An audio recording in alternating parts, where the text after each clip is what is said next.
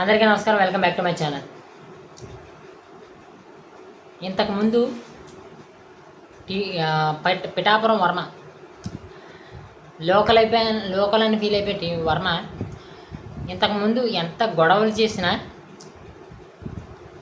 టీడీపీకి సంబంధించిన మీడియా కానీ, టీడీపీకి సంబంధించిన సోషల్ మీడియా కానీ, లేకపోతే టీడీపీకి సంబంధించిన అధికార ప్రతినిధులు కానీ ఎక్కడ మనం సపోర్ట్ చేసినట్టుగా చూడలేదు. కానీ ఈసారి మరి అది రప్చర్ ఎక్కువైందా? దాన్ని డ్యామేజ్ కంట్రోల్ చేసుకోవాలనుకుంటున్నారా? కూటమిలో ఒక పార్టీని బదనాం చేసేస్తే మనం బాగానే ఉంటాము అని అనుకుంటున్నారో తెలియదు, కానీ జనసేనను బదనాం చేయడం మొదలుపెట్టారు. జనసేనలోకి వైఎస్ఆర్సీపీ నుంచి వచ్చి తీసుకున్న వాళ్ళందరూ కోవట్లంట. టీడీపీలోకి వచ్చిన వైసీపీ వాళ్ళు మాత్రం కోవట్లు కాదట. ఎందుకంటే టీడీపీలోకి వచ్చిన వైసీపీ వారందరూ అక్కడ క్యాడర్ని అర్థం చేసుకుని క్యాడర్ తగ్గట్టుగా ప్రవర్తిస్తున్నారట. కానీ జనసేనలోకి వచ్చిన వారు వైసీపీ వాళ్ళందరూ జనసేనలో ఉంటూ కూటమికి చిచ్చులు పెట్టాలని చెప్పేసి ప్లానింగులతో పంపిస్తున్నారట. అందులో మొదటి పాయింట్, పెండం దొరబాబు గారిని టార్గెట్ చేస్తూ 2024లోని మద్యం, డబ్బు, బిర్యానీ ఇలాంటి పంచుతూ పవన్ కళ్యాణ్ ఓడిస్తాను అంటూ పెండం దొరబాబు తిరిగితే ఆయన్ని పార్టీలోకి తీసుకోవడం ఏంటని పిఠాపురం వర్మ క్వశ్చనింగు. కానీ 2024లో ఆయన వైసీపీలో ఉన్నాడు.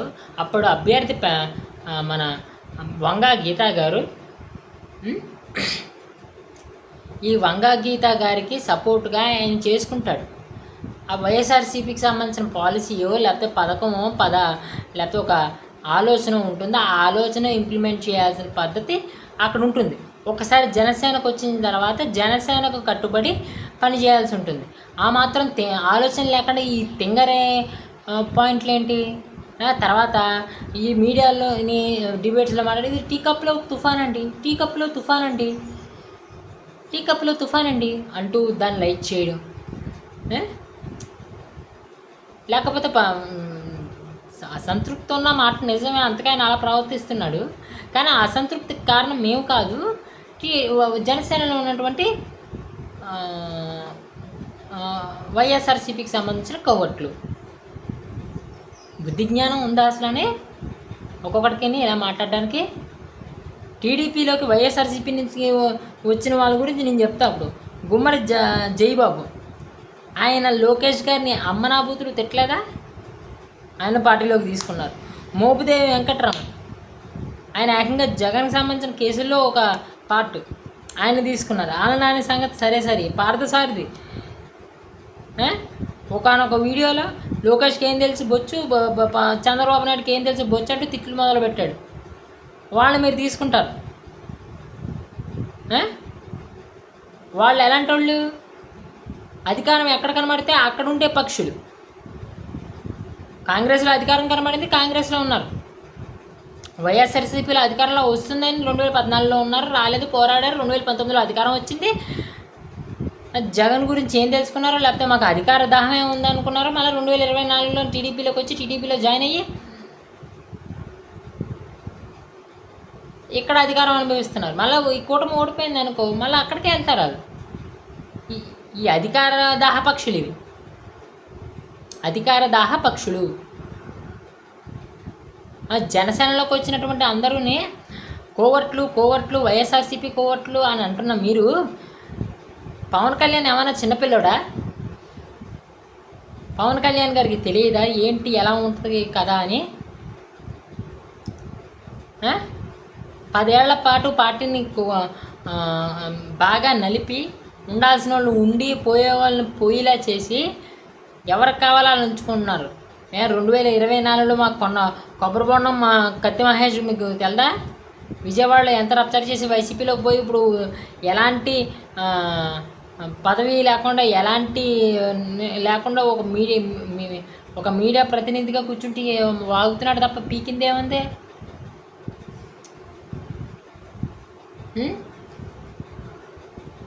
అసలు పెండం దొరబాబు గారు ఇలా ఏలెత్తి ఎందుకు చూపించారు అన్న విషయాన్ని మీద ఎవడన్నా ఫోకస్ చేసి మాట్లాడుతున్నాడు జనసేనలో కానీ, అటు టీడీపీలో కానీ, లేకపోతే దేనిలో కానీ? పెండం దర్బాబు గారు క్లియర్గా చెప్పారు. ఒక టీడీపీ కార్యకర్త కన్నా వర్మ గారి సొంత కార్యకర్త ఇక్కడ చంద్రబాబు నాయుడు గారు ఫోటో లేకపోవడం ఏంటని పవన్ కళ్యాణ్ గారు ఫోటో చిప్పపోతుంటే, ఆ ఫ్లెక్సీని చిప్పపోతుంటే ఆపి అప్పుడు ఆయన గొడవకు వచ్చాడు. అది ఆపడానికి గొడవ వచ్చాడు. అది స్వయంగా పెండం దర్బాబు గారు చెప్పిన విషయం. మా దాంట్లోకి బాలినేని శ్రీనివాస్ గారు, సామినేని ఉదయ్ భాను గారు, రోసయ్య గారు వచ్చారు. బాలినేని శ్రీనివాస్ గారు అక్కడ ఆయన ఒంగోలులో టీడీపీ అభ్యర్థితో ఆయనకి వ్యక్తిగత తగాదాలు ఉన్నాయి. ఎప్పుడు పడితే అప్పుడు ఆ టీడీపీ ఎమ్మెల్యే గారు ఇష్టం వచ్చినట్టు మాట్లాడతారు. కానీ బాలినేని గారు ఎప్పుడైనా ఒక స్టేట్మెంట్ ఇచ్చినట్టు మీరు చూసారా? మళ్ళీ మా మీద కుట్రలు. బాలినేని గారు మళ్ళీ అక్కడెక్కడో వైసీపీలోని జగన్మోహన్ రెడ్డి అలా మాట్లాడాడు కాబట్టి మా బాలినేని గారు మా పార్టీలో ఉన్నాడు కాబట్టి మా బాలినేని వెళ్ళిపోతాడు. ఎక్కడ వెళ్ళిపోయాడు? మన పవన్ కళ్యాణ్ గారితో మాట్లాడి కూర్చొని సరిగ్గా ఉన్నాడు. సామినేని ఉదయ్ భాను గారు, రోసయ్య గారు అయితే అసలు కనబడకుండా ఉన్నారు.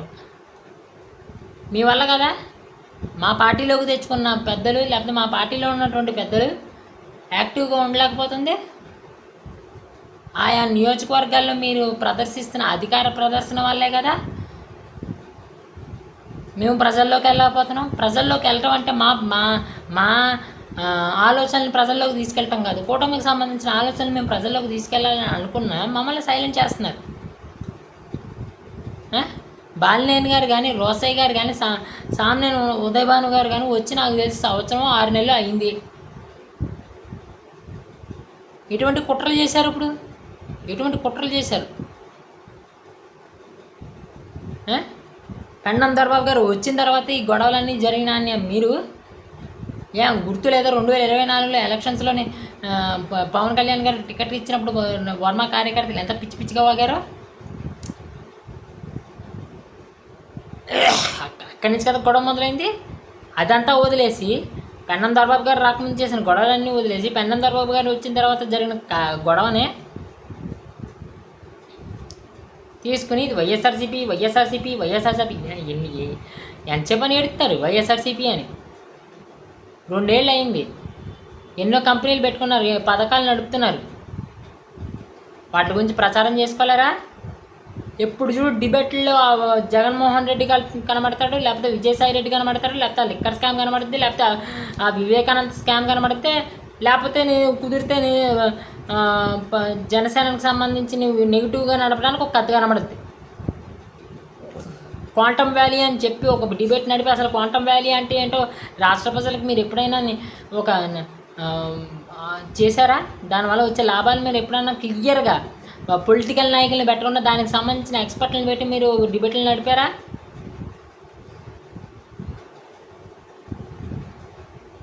గూగుల్ సెంటర్ అంటే ఏంటి? డేటా సెంటర్ అంటే ఏంటి? అసలు టూరిజంలో ఎలాంటి అభివృద్ధులు జరుగుతున్నాయి? లేకపోతే పవన్ కళ్యాణ్ గారు చేస్తున్నటువంటి పనులు ఎక్కడెక్కడ రోడ్లు వేస్తున్నారు, గిరిజన ప్రాంతాలు ఇప్పుడు ఎలా ఉన్నాయని ఒక్క రౌండ్ అన్న వేసారా మీరు? గ్రౌండ్ రిపోర్టుల్లో తిరిగారా మీరు? వాళ్ళు మిమ్మల్ని టార్గెట్ చేయడం, మీరు వాళ్ళని టార్గెట్ చేయడం, అంతే. తక్కువ రాజకీయాలు. మనతో పాటు ఉన్న వాళ్ళని తొక్కేయడం. మనం బతకాలి కాబట్టి ఒకసారి తొక్కు చూడండి. వైఎస్ఆర్సీపీ జగన్మోహన్ రెడ్డి పిచ్చి పిచ్చిగా మాట్లాడించి, పిచ్చి పిచ్చిగా వాగించి, మా కాపుకి సంబంధించిన కులస్తులతో మాట్లాడించి, బూతులు మాట్లాడించి తొక్కాలని ప్రయత్నం చేశాడు కాబట్టి మానసికంగా ఒక తొక్కితే పాతాలని పోయాడు. మిమ్మల్ని ఏమి విమర్శించక్కర్లేదు, మిమ్మల్ని ఏమి చేయక్కర్లేదు. జస్ట్ మేము ఈ పొద్దున విరమించుకుంటున్నాం, మేము సొంతంగా పోటీ చేస్తాం అని ఒక ఊపు చూపించామనుకో ఏమైపోతారో అడ్డంగా ఓట్లు చీలిపోతాయి. అలా ఓట్లు చీల్చుకుంటూ ప్రజల్లోకి వెళ్తూ ఏదో ఒక రోజు అధికారంలోకి వస్తాం. అలాగా చేయొచ్చు మేము. కానీ రాష్ట్ర అభివృద్ధి కోసం ఒక క్యాపిటల్ ఉండాలి. చంద్రబాబు నాయుడు గారు 2014లో ఒక ఆలోచనను తీసుకొచ్చి ప్రజల్లో పెట్టాడు కాబట్టి అది ఒక 15 ఏళ్ళు కాస్తే ఆ 15 ఏళ్ళలో ఒక స్ట్రక్చర్ వచ్చేస్తుంది. తర్వాత ఎవడు ఏం పీకలేడన్న ఆలోచనతో 15 ఏళ్ళ పొత్తు అని పవన్ కళ్యాణ్ అంటున్నారు. బుద్ధి జ్ఞానం ఉండాలి కదా. ఎలక్షన్స్ టైంలోని లేకపోతే ఎలక్షన్స్ ప్రచారంలోని కలిసి మాట్లాడుకుంటూ, కలిసి చేసుకుంటూ, కలిసి ప్రచారాలు చేసేసుకుంటూ ఏదో పెద్ద మేము కలిసి ఉన్నట్టు చూపించేసి అధికారంలోకి వచ్చిన నెల రోజులకి, 2 నెలలకి, 3 నెలలకి తర్వాత ఇలాగ తొక్కుడు కార్యక్రమాలు మొదలు పెడితే ఊరుకుంటాడు. పవన్ కళ్యాణ్ గారు చెప్పారు కాబట్టి, నాగేంద్రబాబు గారు చెప్పారు కాబట్టి, లేకపోతే నాదెళ్ల మనోహర్ గారు చెప్పారు కాబట్టి ఇక్కడ కార్యకర్తలు అసంతృప్తితో ఉన్నా అలా కంట్రోల్లో ఉన్నారు. పవన్ కళ్యాణ్ గారి మీద ఎంతోమంది అసంతృప్తితో ఉన్నారు. నాకేం సిగ్గు లేదు, నాకేమీ భయం లేదు చెప్పడానికి. మా జనసేన పార్టీలో చాలామంది కార్యకర్తలు మనం ఏంటి ఇంత స్లోగా ఉన్నాము అని చెప్పేసి చాలామంది ఉన్నారు. అయినా మేము పార్టీ ఎక్కడ వెళ్ళలేదా, పోయి వాళ్ళు పోతున్నారు, కానీ కార్యకర్తలకు చాలా స్ట్రాంగ్గా ఉందే. మీది కార్యకర్తల పార్టీయా?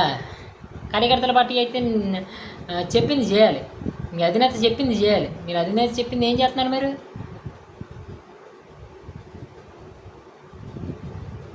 ఏదో విషపూరిత రాతలోనే, విషపూరిత ప్రచారాలని, ఇన్ఫర్మేషన్ వారిలోని మా జనసేన పవన్ కళ్యాణ్ గారికి ఏమో, బాబు మనం ఒక న్యూస్ ఛానల్ పెట్టుకుందాం, మనం సోషల్ మీడియాని స్ట్రాంగ్ చేసుకుందాం, ఒక్కొక్కరిని తొక్కుదాం, ఒక్కొక్కరిని గట్టిగా కౌంటర్లు ఇద్దామంటే మనకి న్యూస్ మీడియా ఎందుకు, మన కార్యకర్తలే ఇది అంటారు. మా కార్యకర్తలకేమో అసంతృప్తి వస్తే వాళ్ళు ఏం మాట్లాడకుండా నోరు మూసి కూర్చుంటారు. పవన్ కళ్యాణ్ గారిని టార్గెట్ చేస్తే అప్పుడే యాక్టివేట్ అవుతారు వీళ్ళు.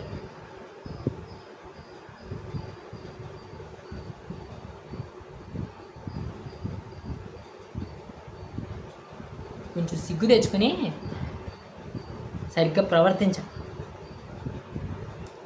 ఎవరిని ఎలా మాట్లాడాలి, ఎవరిని ఎలా ఉంచాలి